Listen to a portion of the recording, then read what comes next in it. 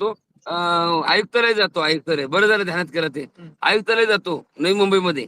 आयुक्तालयावर जातो, दारात बोंब मारतो, तिथं पगार नाही झाला. थांबा थांबा, दुसऱ्या फोन लावा.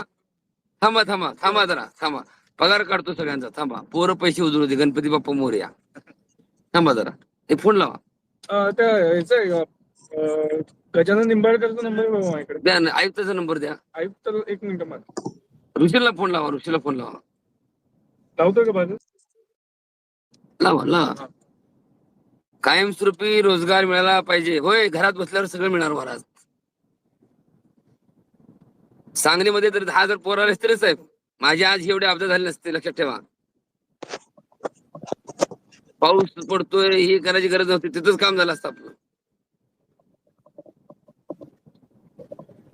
किती पळा लागतं महाराज, काय करावं, काहीतरी खायला आहे का? हॅलो, नमस्कार सर. साहेब, तुमच्यात खायची व्यवस्था? आमचे महाराज एवढे हायेस्ट आहेत सध्याचे.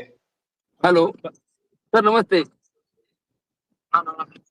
सर, मी तुकाराम महाराज बोलतोय. मुख्यमंत्री युवा कार्य परिषद जे विद्यार्थी आहेत त्यांचं महाराष्ट्राचं नेतृत्व करतोय. साहेब, महाराष्ट्रामधल्या बऱ्यापैकी मुलांचं पगार वेतन झालेलं नाही, म्हणजे 5 महिने 4 महिने झालं अजून.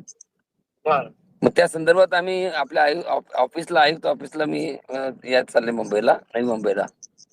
मग त्या संदर्भात काय होऊ शकलं का साहेब, काय हालचाल काय?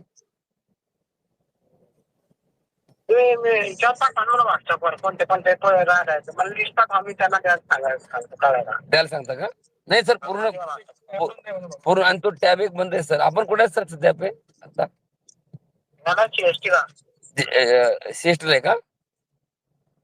चालतंय सर, आम्ही येतो साहेब, ऑफिसलाच येतो सर, डायरेक्ट निवेदन देतो तुम्हाला. येतो आम्ही साहेब ऑफिस. ओके सर, धन्यवाद. बोललो तुम्ही काल, ते हे बोलले टॅब ओपन करून देतो. टॅब ओपन करून देतो, पैसे पण काढून देतो म्हणते. पैसे